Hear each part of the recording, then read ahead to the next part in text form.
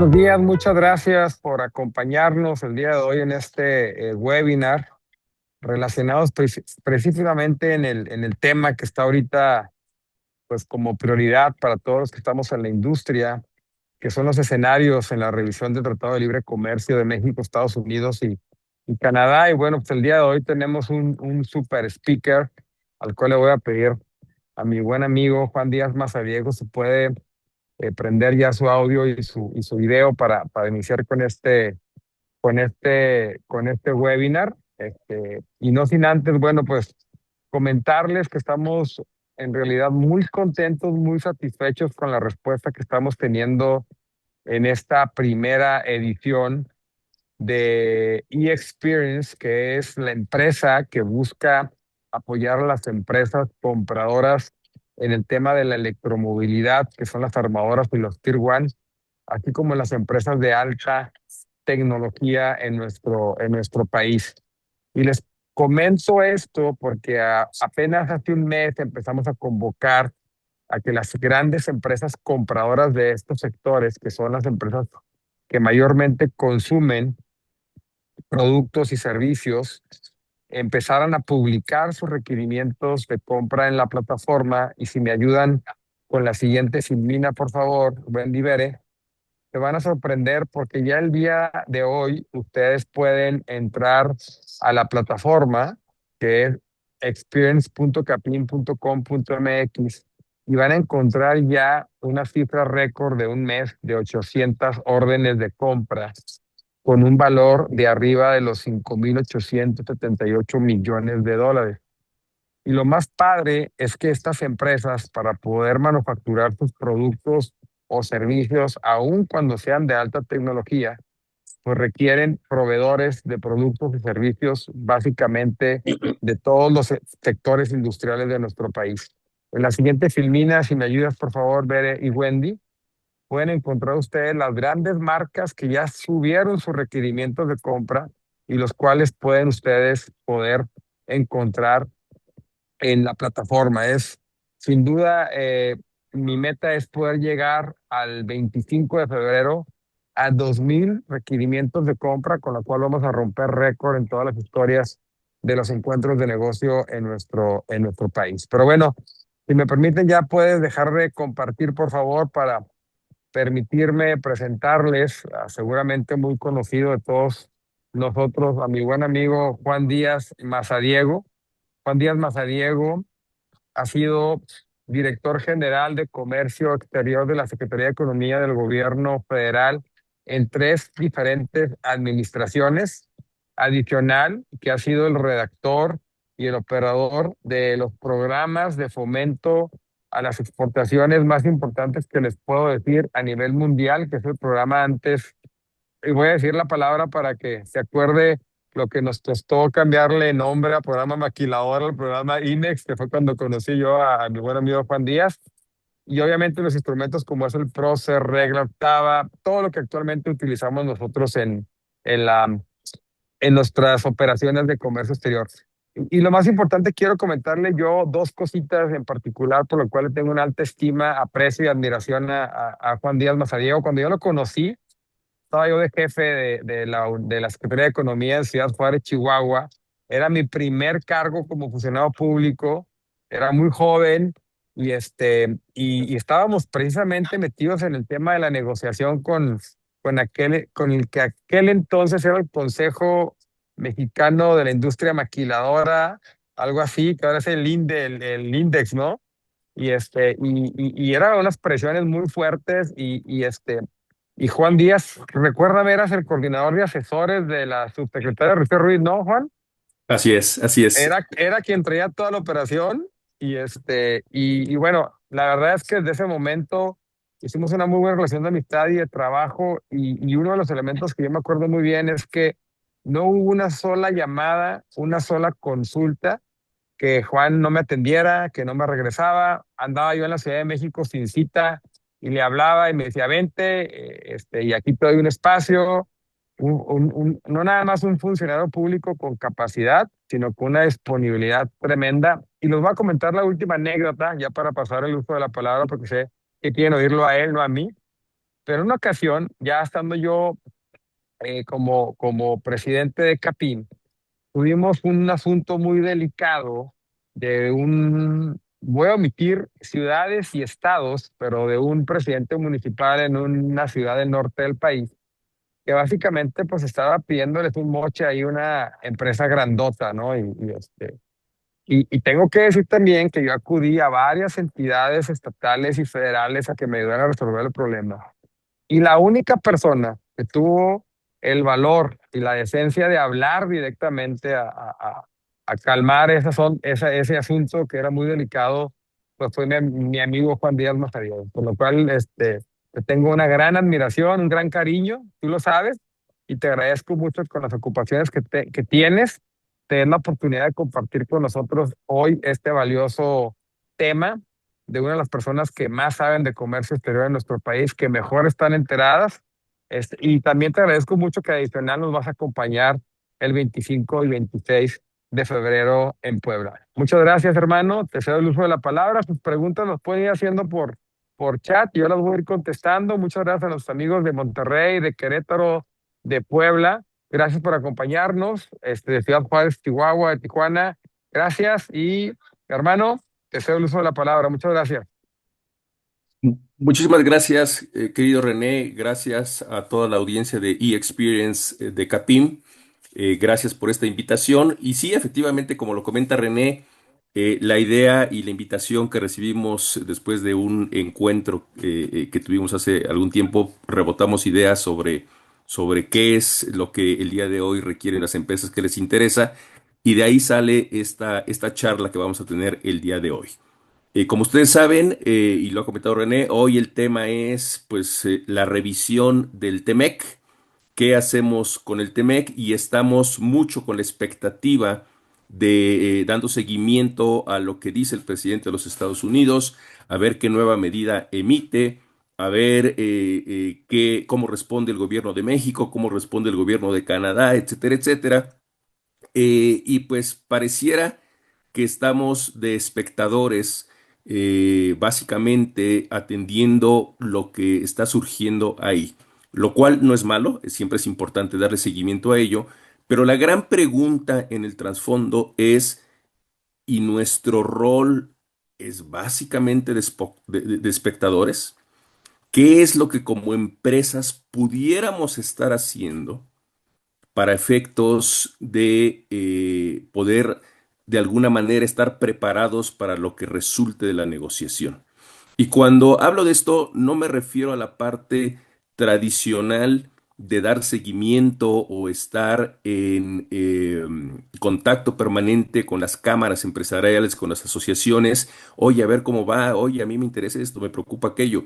No me refiero a esa parte, sino me refiero a lo que tiene que pasar de la puerta hacia adentro, de la puerta de la empresa hacia adentro. Es de lo que vamos a platicar el día de hoy. No tenemos una bola de cristal, pero tampoco son especulaciones, son básicamente pues algunas reflexiones que vamos a realizar con base en la experiencia de lo que hemos trabajado en este tema durante 30 años. Y bueno, pues adelante, por favor.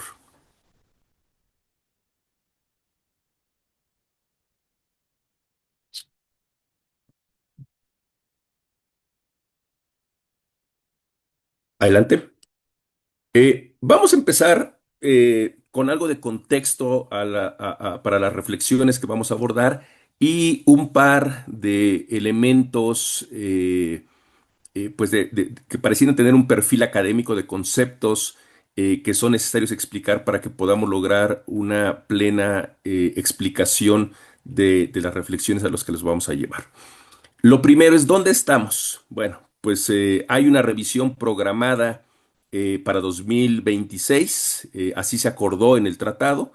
No obstante, en 2025 escuchamos rumores, declaraciones, oye, se va a adelantar la revisión, viene una renegociación, ¿qué es lo que vamos a tener? Pues miren, no nos perdamos en la semántica. Revisión, renegociación, esto se va a abrir, los textos probablemente tendrán algunos ajustes, No sabemos el alcance de esos ajustes al día de hoy, pero podemos pues tener algunas indicaciones que nos den idea de hasta dónde pudieran llegar esas ajustes que estaríamos viendo en los textos. El segundo elemento que tenemos son algunas medidas del gobierno de los Estados Unidos de América. Y aquí, pues tenemos que decirlo con toda claridad. Las medidas que hemos estado viendo son claramente violatorias del TEMEC. Ya no estoy diciendo del Telecán, ya estoy diciendo del TEMEC. ¿Y por qué digo del TEMEC? Porque recordarán ustedes que cuando se terminó la negociación de lo que empezó como Telecán y terminó en TEMEC, ya existían algunas medidas como la 232 de acero y de aluminio por parte de los Estados Unidos, y entonces lo que buscó el gobierno de México fue precisamente blindar de ese tipo de medidas, de ese tipo de arranques que nos metían en los problemas que hoy tenemos. Diversas medidas, ahora se han sumado del cobre, se ha ampliado la de acero, etcétera, etcétera. Estamos viendo sector automotriz, estamos viendo bastantes otras medidas. Bueno, todo eso, sabiendo, teniendo el antecedente de la 232 original y la 302 que precedió a la 232, que se refería al tema de lavadoras y otras cosas, la realidad es que estas medidas que ha venido emitiendo el gobierno de los Estados Unidos de América son violatorias del TEMEC.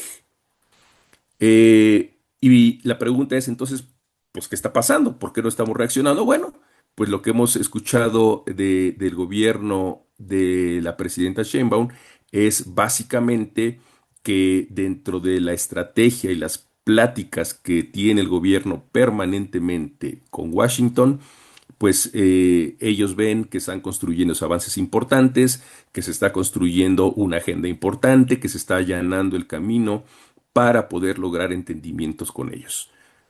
Pero eso no quiere decir que lo que están haciendo los americanos no sea violatorio del tratado, y a pesar de eso, ahí están las medidas. Por eso se ha hablado en diversos momentos, oye, va a haber retaliación, va a haber una respuesta del gobierno mexicano, y bueno, pues nuestros líderes en la Secretaría de Economía están definiendo cuáles son las fichas que traen en la bolsa, qué cartas traen en la mano, para en función de eso ir tomando algunas decisiones. Algo que acabamos de escuchar esta semana, pues es la amenaza nueva para entregar litros y litros de agua a los Estados Unidos en cumplimiento de algún tratado de aguas, pero pues de nuevo viene el fantasma de la amenaza arancelaria. 5 puntos de arancel, si no México paga el agua que debe. Entonces, ese es el contexto en el que estamos. El tercer elemento de este contexto es que para los americanos ha sido muy relevante el concepto del equilibrio comercial.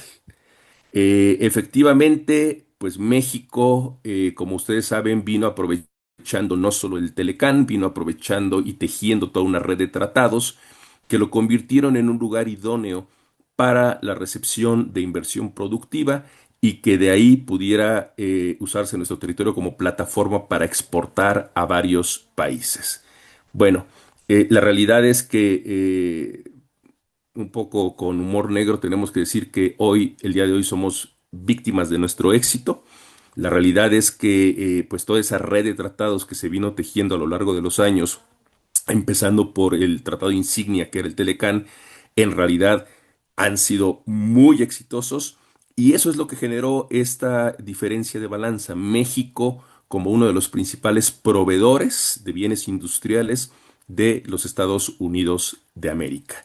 De ahí la importancia de proyectos como CAPIM, en donde precisamente lo que se busca es seguir fortaleciendo esto, pero pues CAPIM no existió y CAPIM ya lleva bastantes años de existir, y eso es precisamente lo que se ha venido consolidando.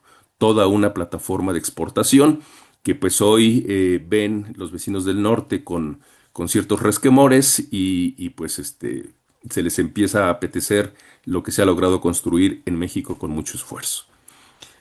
Por último, el cuarto elemento que pongo sobre la mesa es el ánimo explícito del gobierno americano para meterle mano a las reglas de origen. Meterle mano en el sentido de que se lograra un mayor contenido regional y la verdad, en el fondo, un mayor contenido local americano. Lo ha contado en diversas charlas el exsecretario de Economía que le correspondió la primera parte de la renegociación del Telecán, Ildefonso Guajardo, que definitivamente en algún momento sí hubo una propuesta del gobierno americano en donde pretendían ellos que un porcentaje de contenido fuera americano, ¿sí? Lo cual pues suena demasiado grosero, por no decir otra cosa, en un tratado trilateral, pero bueno, esa era la intención a final de cuentas y no quiere decir que porque no se dijo así, los resultados del tratado en algunos aspectos no sean así, pero la realidad es que en el fondo del corazón de ellos, esa es la expectativa. Todo esto nada de lo que estamos viendo en esta lámina y de lo que yo he dicho es información confidencial, nada es algo especulativo, todo esto son datos duros, son conceptos reales que han estado en torno a todo este tema. Adelante, por favor.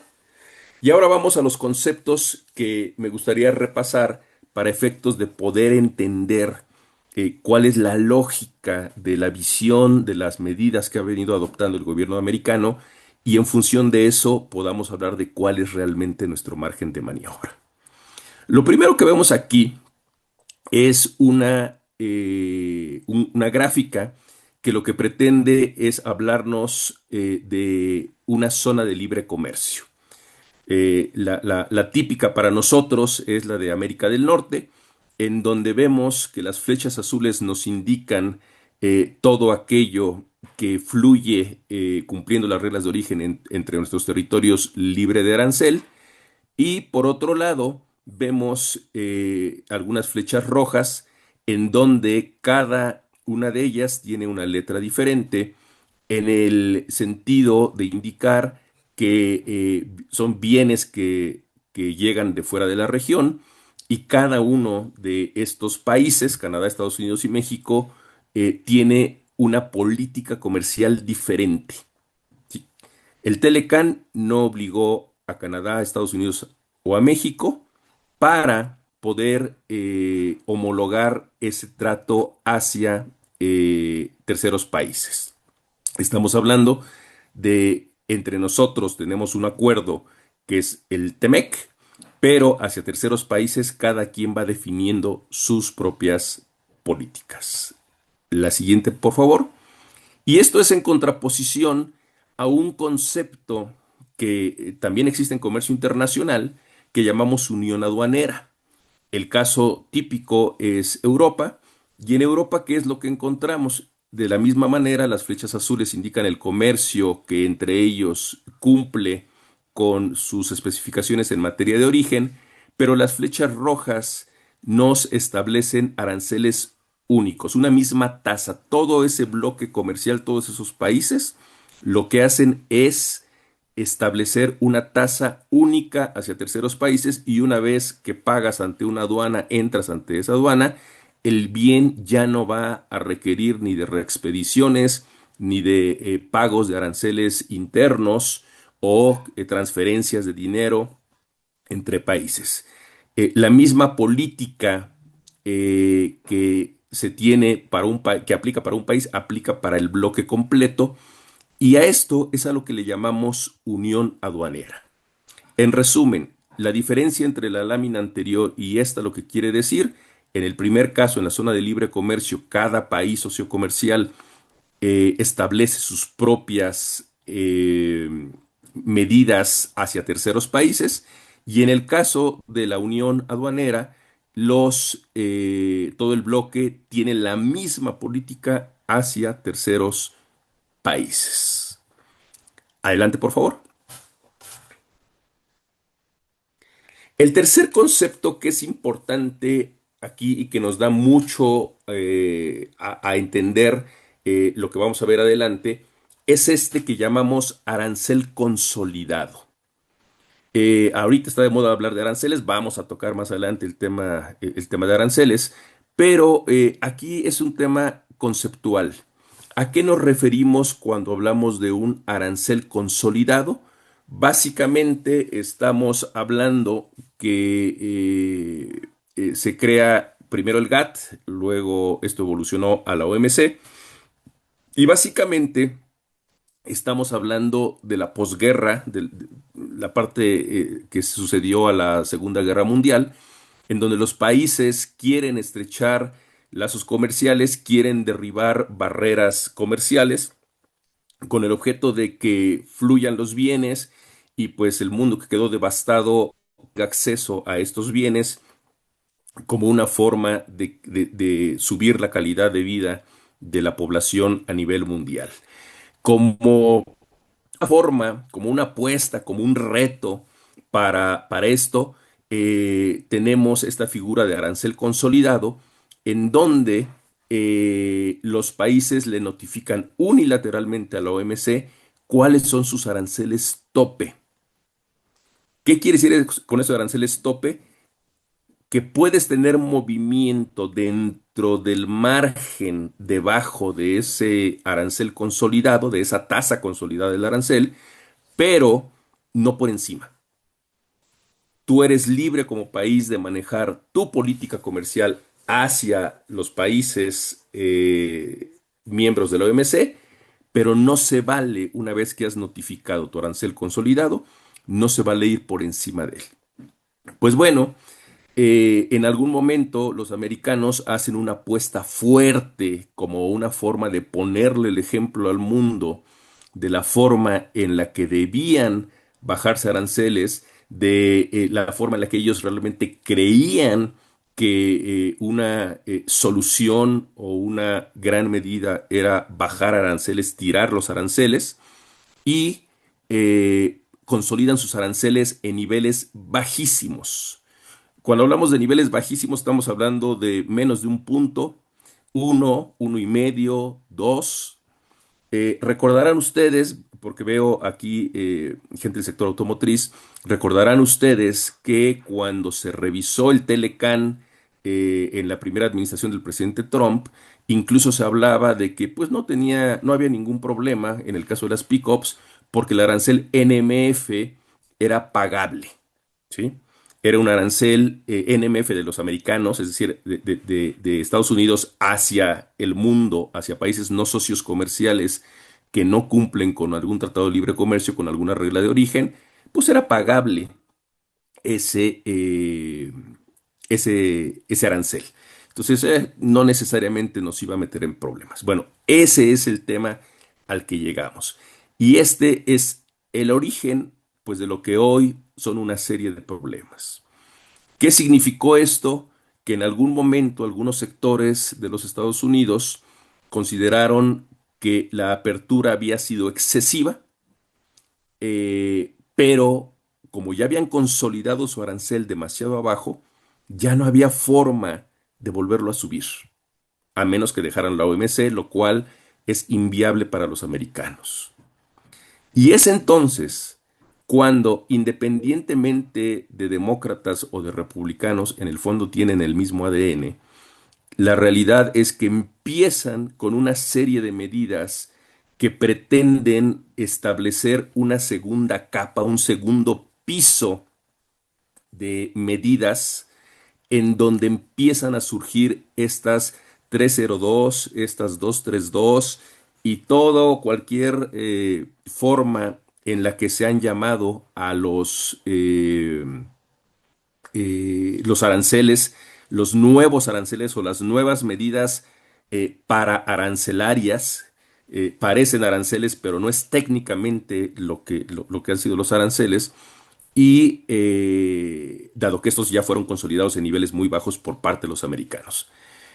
Como una forma de explicar esto de que cada país mantenía su política, cada país en una zona de libre comercio, en particular en América del Norte, mantiene su capacidad de establecer su política comercial de manera unilateral, pues tenemos eso, que los americanos tiraron sus aranceles, los consolidaron muy abajos y los canadienses y los mexicanos los dejamos en otro nivel. Por eso es que en México, pues tenemos eventos como el que acaba de ser aprobado en el Congreso, en donde se mueven aranceles. También nosotros tenemos consolidados y lo que estamos viendo en el ejercicio que acabamos de ver en el Congreso mexicano es, en muchos casos, la aplicación, es decir, llegamos al tope de lo que tenemos acordado con la OMC de arancel consolidado. Muchas tasas las vemos en 50, en 35, etcétera, etcétera. Bueno, eso es nuestro nivel consolidado de nuestra tasa arancelaria y es lo que acabamos de ver en el Congreso. Con estos elementos, ahora sí entramos a nuestra parte de reflexiones. Adelante, por favor. Bueno, ¿hacia dónde vamos? Y como dijimos, esto no es una bola de cristal, esto no parte en lo absoluto de ningún tipo de información privilegiada, son hechos de lo único que vamos a hablar, y esto como una forma, pues, de ir viendo qué deberíamos o qué podríamos estar haciendo las empresas.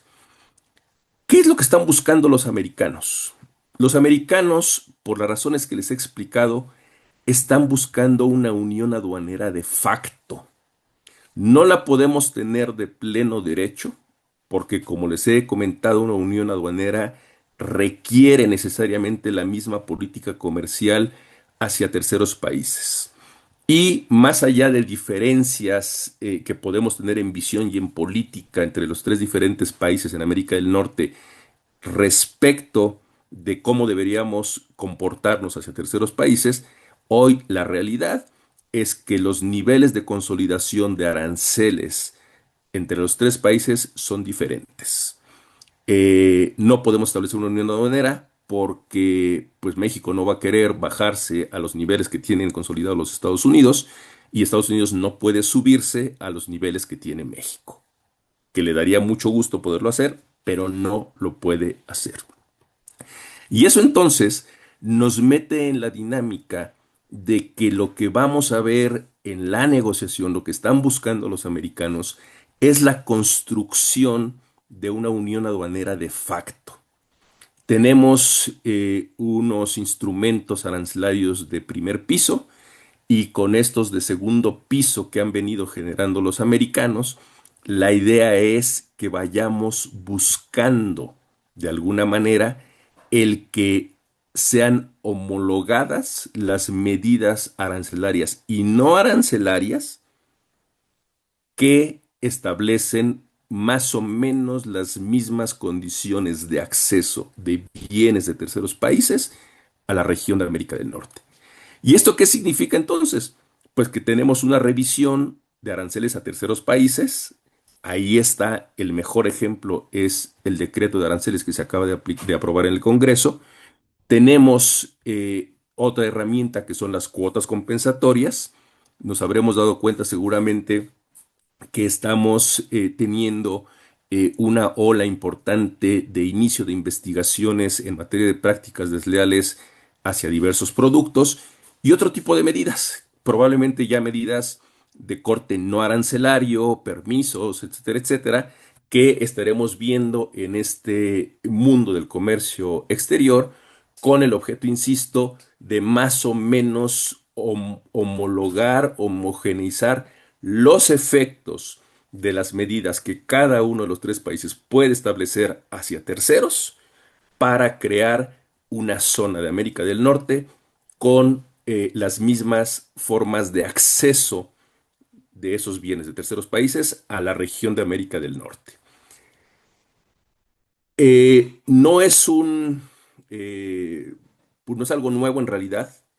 Desde hace bastantes años, los americanos, y el tema creo que cirúrgico es un gran ejemplo, vienen construyendo diversas medidas en temas de prácticas desleales, cuotas compensatorias hacia el acero asiático particularmente. En algún momento fue el de Europa del Este, pero de repente empezó a preocupar mucho más el asiático, en particular el chino, y pues no por cualquier cosa, sino simplemente porque los chinos de no producir acero o producir poco y malo, son un verdadero monstruo en el tema del acero, tienen la mitad de la capacidad mundial en la producción de acero, y esto pues pega en otras latitudes. ¿Qué es lo que han venido haciendo los americanos? Entonces inician una serie de investigaciones que ya tienen muchos años, han venido estableciendo cuotas compensatorias, pero regresamos a nuestras a nuestros mapas, a nuestros diagramas de diferencia entre zona de libre comercio y una unión aduanera. Esa cuota compensatoria aplica únicamente cuando el bien ingresa en ese estado al territorio americano. Es decir, esa cuota compensatoria que establecen los Estados Unidos no aplica en México. México no tiene ese tipo de investigaciones por las razones que ustedes quieran. Entra ese acero o esa mercancía, porque no es privativo de acero, a nuestro territorio. Aquí es transformada, cumple con la regla de origen correspondiente y se envía a Estados Unidos. Cuando digo la regla de origen correspondiente, me refiero claramente en su momento a la regla del Telecán y el día de hoy a la regla del Temec. Entonces, ¿esto qué quiere decir? Que acordamos entre los tres países cuáles son las reglas de origen, es decir, el tipo de procesos productivos de contenido regional que debe tener un producto para gozar de la preferencia arancelaria al entrar a Estados Unidos, Canadá o México. Los productos cumplen, pero en realidad a ellos no les agrada el hecho de que esos bienes se estén transformando en México porque sienten que México no está haciendo, le está haciendo un boquete a su política comercial. Y entonces ellos dicen, estás triangulando.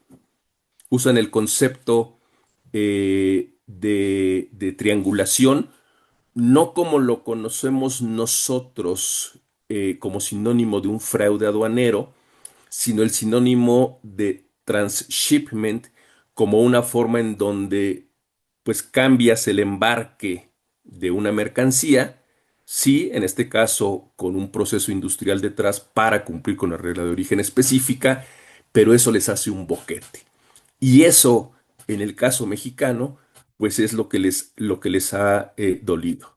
Como lo hemos dicho al principio de la charla, de alguna manera, pues hoy estamos, la vida nos está pasando la factura de nuestro éxito, del éxito que tuvo la red de tratados comerciales construida por México, porque pues también hay mercancía que entra de otros países socios comerciales en condiciones preferenciales y pues no necesariamente es lo que los americanos esperaban y lo ven como un tema de un juego rudo para que entren mercancías a México y aquí sean transformadas. No quiere decir que ellos no puedan hacer exactamente lo mismo. Por supuesto que lo mismo se puede hacer del otro lado. No es que México esté jugando rudo, es simple y sencillamente que con las reglas del juego que hemos acordado claramente con los americanos, en particular con los canadienses también, y que pues todo mundo acuerda en diferentes bloques comerciales, es lo que hemos venido construyendo. Pero bueno, básicamente ese es el principal punto con el cual los americanos pues andan preocupados. Siguiente lámina, por favor. Eh, ¿Qué otro tema tenemos del lado empresarial? Bueno, pues tenemos, como ya lo dijimos, se puede esperar que haya temas arancelarios hacia terceros países, como ya lo tuvimos en México con lo que se acaba de aprobar en el Congreso. Y esto, aquí la gran pregunta es, ¿qué tanto le va a pegar a los esquemas que hemos usado como esquemas preferenciales desde el punto de vista arancelaria y que muchos de ustedes conocen y que incluso operan?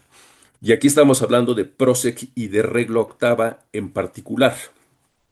Claramente, si estamos hablando de Proceq y de Red La Octava, estamos hablando de la planta industrial. Recuerden que estos esquemas no son para comercializadores, son básicamente para empresas de la industria. Entonces tenemos estos esquemas, pero aquí la gran pregunta es si los americanos nos están empujando a subir aranceles hacia terceros países y entre esos bienes que les interesan hay insumos, partes y componentes, es decir, no son solo bienes finales, y esos insumos, partes y componentes, por definición, pues donde se consumen es en la industria, no en los hogares, no son bienes de consumo, sino son bienes industriales. Entonces, la gran pregunta es qué tanto vamos a tener al Proceq y a la regla octava, como lo hemos conocido hasta el día de hoy, para que nos pueda significar un remedio a esto que estamos viendo. Vamos a volver sobre este tema más adelante. Y junto con esto vienen otros esquemas. Hay un tratado que anda flotando por ahí, que es el TIPAT. Recordemos un poquito de historia del TIPAT. Fue una iniciativa de los americanos, particularmente con los japoneses y con los países de Oceanía, con la idea de crear un gran bloque comercial que pudiera estratégicamente hacer cierto contrapeso a lo que ya se veía venir como este monstruo que es China. Sin embargo, ya muy avanzada la negociación de lo que entonces se llamaría TPP, resulta que llega Trump a la presidencia en su primer periodo, da un manotazo y dice, no, no salimos de esta negociación, no nos interesa. Los 11 países restantes nos quedamos deshojando la margarita, pensando que pues en algún momento los americanos van a darse cuenta de su error o va a pasar el evento llamado Donald Trump y van a regresar a la mesa de negociación. Hice total de que los 11 países restantes decimos continuemos, terminemos y echemos a andar el tratado, con la expectativa de que los americanos van a regresar. ¿Cuál es la realidad? Pues que llegó Biden, que es demócrata, y no regresó. Y tampoco Biden nos quitó la 232 que había puesto Trump. Por eso digo que a final de cuentas, demócratas o republicanos tienen el mismo ADN, en realidad, y eso es realmente lo que vamos a ver.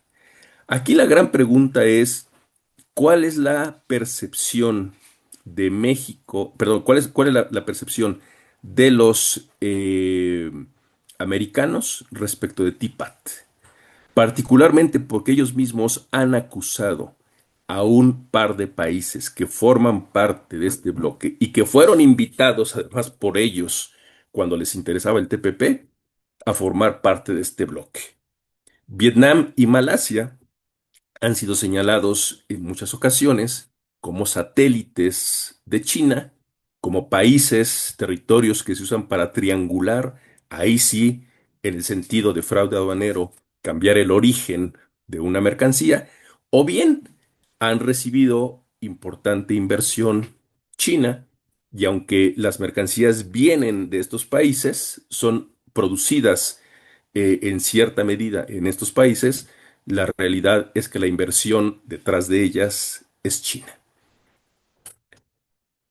Siguiente, por favor. Pues bueno, aquí respecto de algunos sectores, vemos cómo se reparten los orígenes.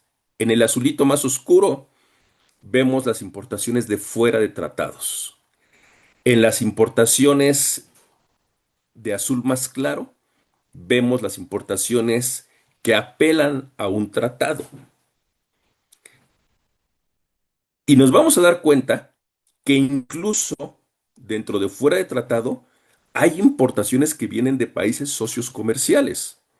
Es decir, no todo lo que viene de Estados Unidos está aplicando tratado.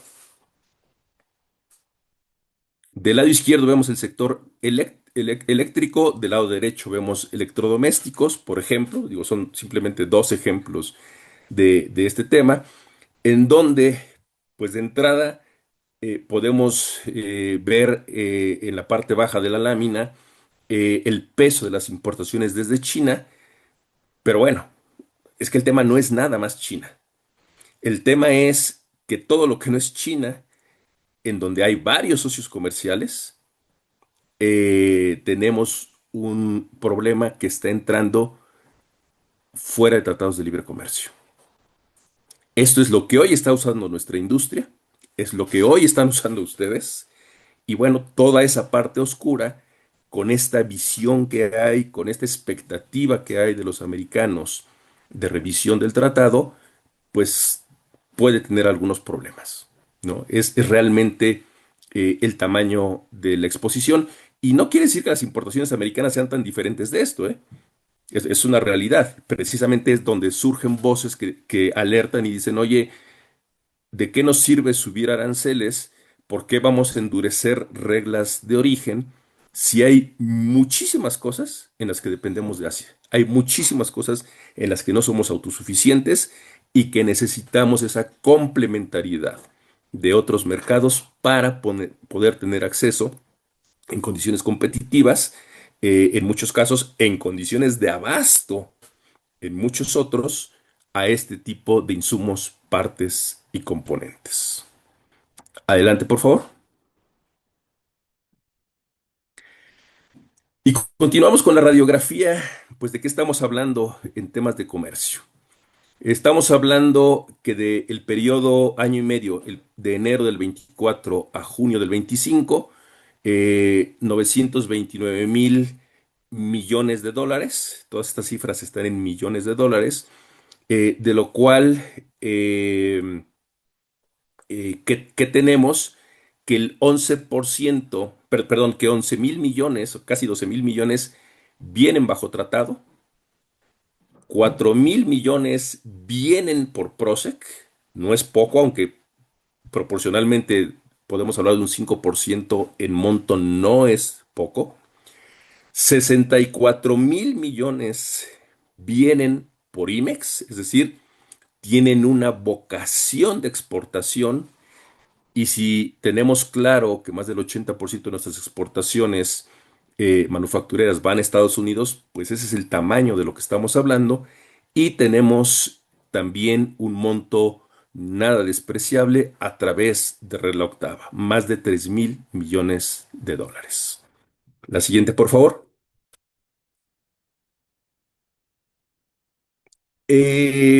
Diversas empresas han estado recibiendo invitaciones, pues para que busquemos qué más podemos comprarle a los americanos, qué más podemos traer. Y ha habido pues diversos pronunciamientos también sobre esta expectativa de los americanos. Oye, pues es que por más que les compremos, esa brecha no va a dar, o sea, no se va a cerrar demasiado. Cuando de entrada ellos mismos también son dependientes en buena parte de abasto de terceros países. Han hecho esta invitación a las empresas para buscar proveeduría en Estados Unidos, y una de las respuestas que suelen dar las áreas de compras de las empresas es ¿para qué?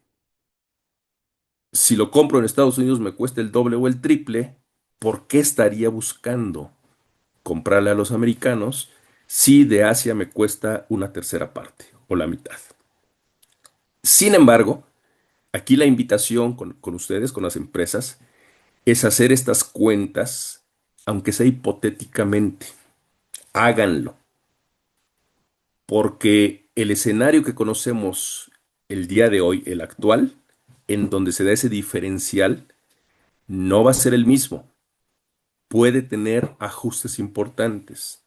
Y en ese momento sí va a ser importante que por lo menos hayamos hecho un sondeo, un monitoreo de esa proveeduría a nivel regional, que podamos ir ubicando proveedores en México, en Canadá, en Estados Unidos, de los bienes que estamos trayendo de otros orígenes, Nada más háganlo por mera curiosidad, pero al final no es curiosidad, es para que vayan teniendo una idea, al menos de un scouting de esa proveeduría.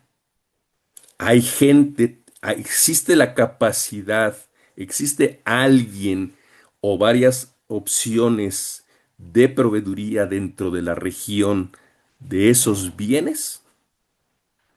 Esa es una gran pregunta que les invito a reflexionar y que deberán estar tomando algunas medidas para irse vacunando de lo que pueda resultar de la revisión del tratado. Siguiente, por favor. Seguramente la mayoría de ustedes, muchos de ustedes, recibieron un cuestionario de la Secretaría de Economía, fueron invitados a responder este cuestionario, en donde se hacen diversas preguntas, básicamente, pues sobre temas de proveeduría para ustedes. ¿Qué tanta dependencia tienes de este tratado? ¿Qué tan importante es el otro? Si las vamos pasando despacio, por favor, Vic. ¿Qué tanto dependemos de un tratado? ¿Qué tanto dependemos de otro? ¿Qué tan importante es para ti tu regla de origen hoy como está? ¿Hay algo que sea inaceptable para ti? Dependencia de otros bloques comerciales, etcétera, etcétera. Adelante, por favor. Entonces, sí hay una clara realidad, necesidad, visión de la importancia que tenemos, que tiene irse haciendo estas preguntas. No es la especulación de su servidor, es que con el rompecabezas, como lo hemos venido armando, las cosas empiezan a tomar un peso diferente, empiezan a contarnos ya una historia, se empieza a revelar una historia, y lo importante es que vayamos tomando previsiones para no ser nada más espectadores de esa historia, que implica que cuando empecemos a tomar medidas, realmente sean medidas con poco margen de maniobra. Por lo menos, mucho menos margen que el que tenemos si empezamos pronto. Eh, Vamos a ver reglas de origen más duras, es lo que se dice. ¿Sí? Insisto, sin que haya ningún tipo de adelanto sobre por dónde viene la propuesta de los americanos. Bueno, pues lo que estamos viendo aquí en pantalla y que conocen todos ustedes es la regla de origen del sector automotriz. Una regla de origen que ustedes que están especializados en estos sectores sabrán que es una regla de origen muy dura, una regla muy pesada y que de alguna manera ha servido como un round de sombra respecto de otros sectores.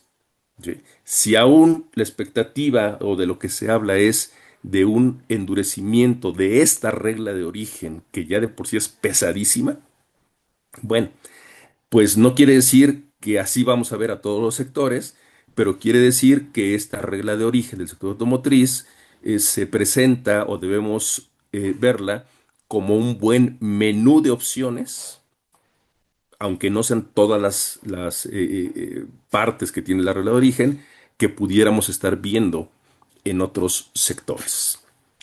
La siguiente, por favor. Verificaciones de origen. Bueno, diversas empresas han venido recibiendo de forma tradicional una que otra verificación de origen. Lo que sabemos es que los americanos han venido eh, puliendo su metodología, han desarrollado plataformas importantes de inteligencia comercial con la cual pueden tener alertas tempranas de potenciales incumplimientos de la regla de origen, y esto nos lleva a que seguramente estaremos viendo una intensificación de la actividad de verificación de origen por parte del gobierno americano. Y aquí, pues creo que tenemos que ser muy claros. No se trata de que veamos la regla de origen como tradicionalmente la hemos visto. Yo sí cumplo. Es un tema en donde la revisión es de cadena. Sí, seguramente tendremos alguna especie de tema contractual con nuestros proveedores, pero el susto no se los van a quitar. Si un proveedor no tiene la capacidad de cumplir, es un problema para nosotros. Bueno, es un problema para ustedes. ¿Por qué? Porque en estas verificaciones de cadena, lo que estaremos viendo es que si alguien en la cadena no tiene los elementos para decir que cumple, nos meten problemas a todos.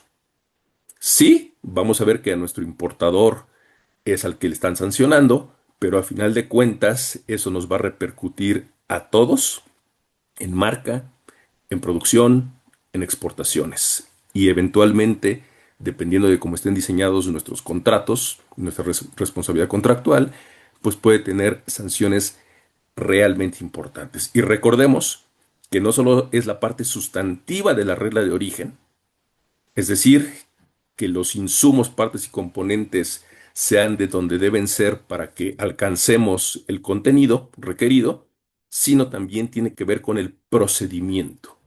Tiene que ver con la forma en la que se establecen las certificaciones y que tengamos toda la documentación que respalde esa certificación. No solo es cumplir con la regla, sino es demostrar, tener un expediente robusto que nos permita demostrar que cumplimos con esa regla de origen. En otros foros, la pregunta obligada que hago es ¿cuántas personas conocen un BOM? ¿Cuántas personas saben lo que es un BOM? ¿Han visto un BOM? ¿Lo han revisado? Y más aún, ¿cuántas personas tienen la certeza de que sus BOMs dicen lo que deben decir? Están actualizados. El día que nos llega una verificación, un cuestionario, es cuando empezamos a revisar qué es eso, es cuando empezamos a entender lo que significa y es cuando nos ponemos, nos preocupamos a empezar a armar nuestros expedientes, pero ya vamos tarde. La siguiente, por favor. Y pues vámonos con temas de mucha más actualidad. Esta semana, bueno, esta semana no, la semana pasada, noviembre, hace 2 semanas, la Casa Blanca liberó este documento. Por ahí vi algún comentario de si podemos compartir la presentación. Sí, nuestros colegas de CAPIM aquí, René la tiene y la va a compartir. Pero bueno, revisemos dos temas. Este documento fue liberado por la Casa Blanca hace pocos días y llamamos la atención, digo, trata diversos aspectos, pero llamamos la atención sobre el peso que toma el comercio en la seguridad nacional de los Estados Unidos. O dicho al revés, la prevalencia, la preeminencia que toma la seguridad nacional en temas de comercio. Los ojos, la óptica, el filtro con el que los americanos van a estar dando seguimiento al tema de comercio se llama seguridad nacional. Y sabemos que para los americanos seguridad nacional significa todo. Y en la parte baja, en la parte media y baja, podemos leer las declaraciones absolutamente explícitas del gobierno americano sobre México. ¿Cómo se está viendo a México? Pues como una plataforma de triangulación de bienes chinos. ¿Qué hacen los americanos? Hacen un llamado enérgico para que se adopten diversas medidas que ellos consideren de socios de un comercio leal y realmente puedan vernos como aliados estratégicos. La siguiente lámina, por favor. Y la siguiente. Y algo pues que estuvo circulando en todos los chats en esta semana en particular, que es la revisión, la iniciativa de aranceles que presentó la presidenta Sheinbaum al Congreso de la Unión y que significó en el incremento de diversas tasas arancelarias, de más de 1.400 fracciones arancelarias de diversos productos, diversos sectores, en donde, pues lo primero sobre lo que hay que llamar la atención es que esta medida entra en vigor el 1 de enero. Entonces, de inmediato hay que ir a revisar cómo van nuestras importaciones. Si alcanza a atracar el barco el 31 de diciembre, ya la libraron. Si no alcanza a atracar el barco el 31 de diciembre, tendrán que pagar los aranceles de este nuevo decreto que está por publicarse. ¿Qué otro tema es importante? Eh, el artículo cuarto, llama la atención sobre el artículo cuarto, en donde se establece la referencia hacia algunos programas de parte de la Secretaría que puedan darle oxígeno a las empresas, porque en este decreto no solo hay bienes finales, bienes de consumo, sino también hay muchas fracciones de insumos. Entonces, ya decía René, oye, cuando se llamaba el Pitex y el IME, y la Maquila y el IMEX, todo eso, bueno, por ahí anda flotando el otro que es el Prosec y la regla octava, que son parte de estas herramientas que tradicionalmente hemos usado en donde pues el Proce que se vino adelgazando, eh, eh, simplemente para darles una referencia, el Proce tiene casi 30 años de existir. La primera vez que lo publicamos fue en el 98, entró en vigor en 2001 y se ha venido adelgazando a lo largo de muchos años. Es un instrumento que se había venido adelgazando porque las anteriores administraciones habían tomado medidas de desgravación arancelaria NMF y eso implicó pues que sobraba ya el PROSEC, en donde probablemente el arancel NMF a terceros países era más bajo en la tarifa general que el del PROSEC o era el mismo. Y pues, como ustedes saben, siempre este tipo de programas generan contingencias, particularmente de orden fiscal y aduanero. Entonces, pues me evito estarlo trayendo por PROSEC y lo traigo como una importación bajo arancel general. Entonces, esto es básicamente lo que tendremos que estar revisando. Yo les agradezco mucho su atención, les agradezco que nos hayan acompañado en esta charla y pues simplemente para cerrar como consejos, número uno, sí tenemos muchas cosas que hacer. Número dos, no nada más se trata de estar de espectadores sobre lo que los negociadores, a quienes les tenemos encendidas muchas veladoras, vayan a negociar con los americanos, sino hay muchas cosas que tenemos que empezar a poner en orden en nuestra propia casa. Tenemos que empezar por formar a nuestra gente, capacitarlos.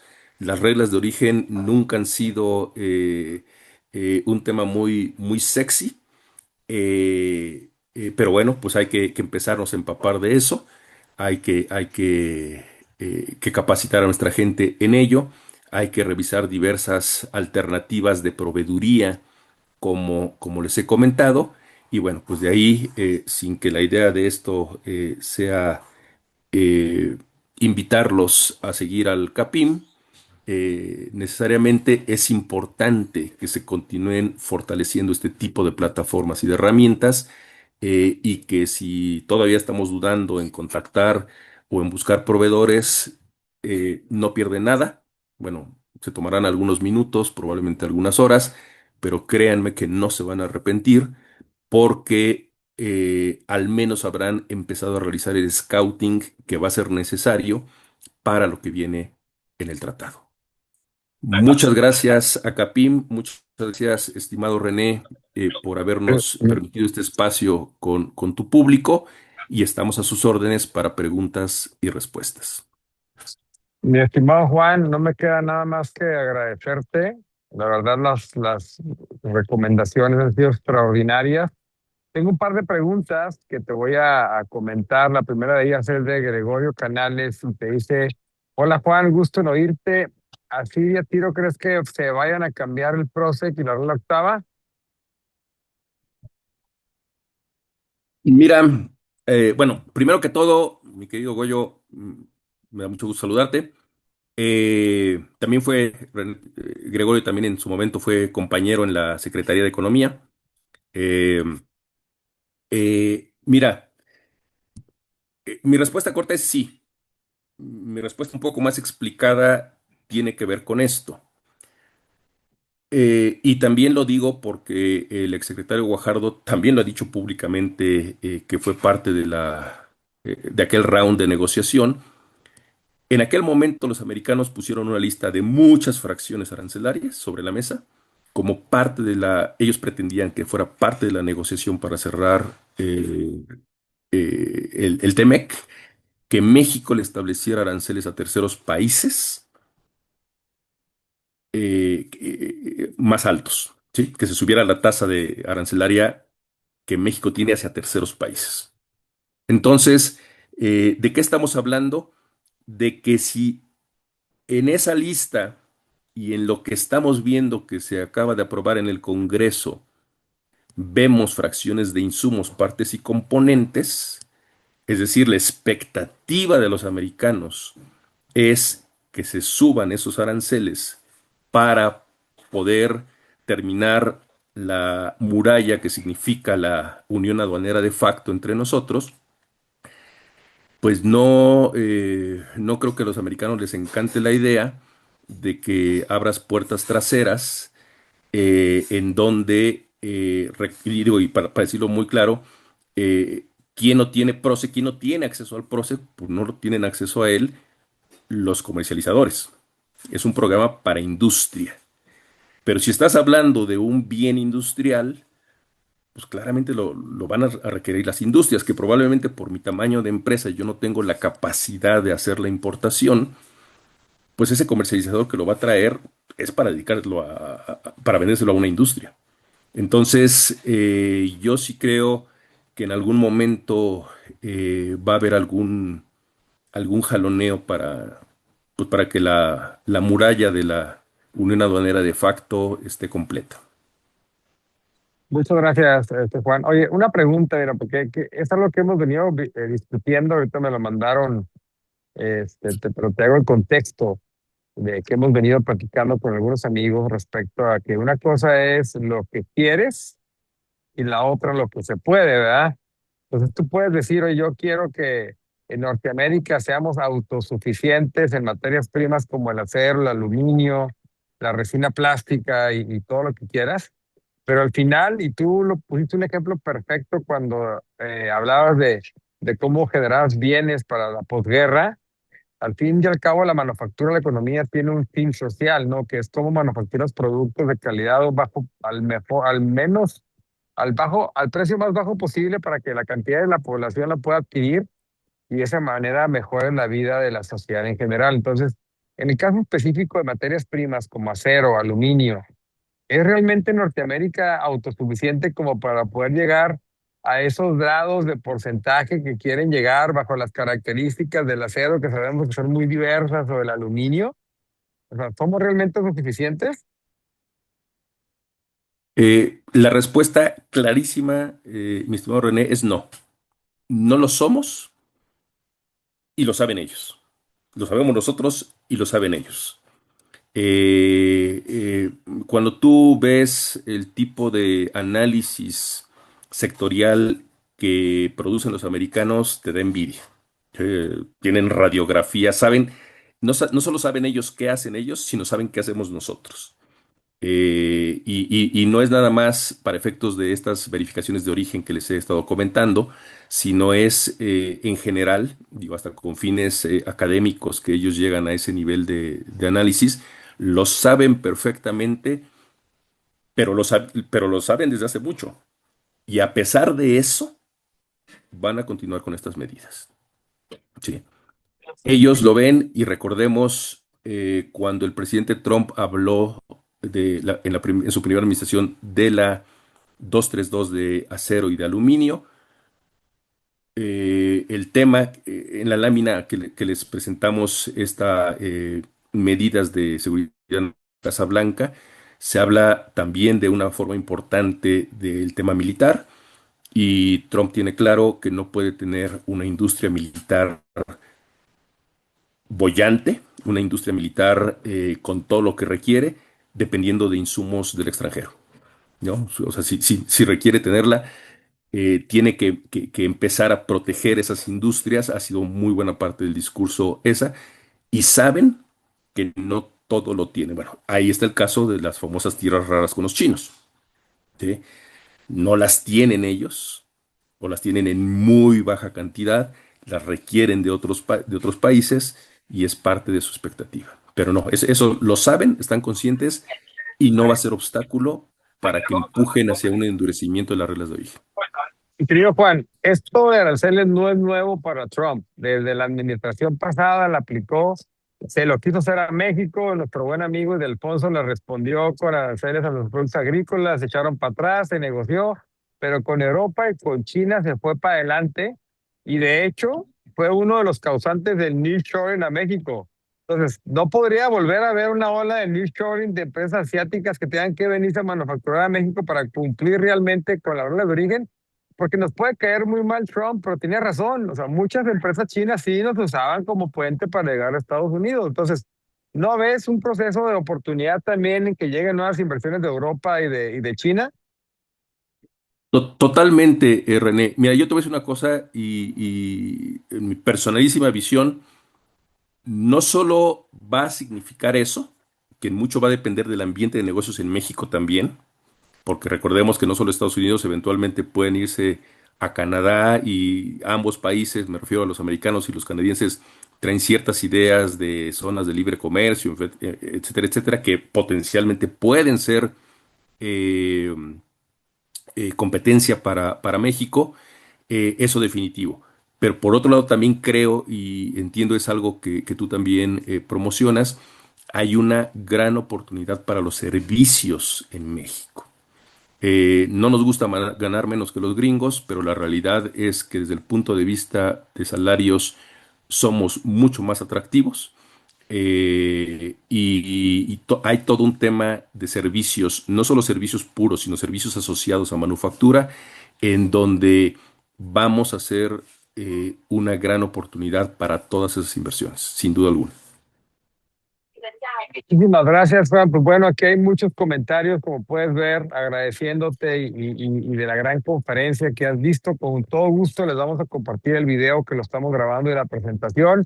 Y les recuerdo que el 25 y el 26 de febrero va a estar mi buen amigo Juan Díaz Mazadiego en Experience en Puebla.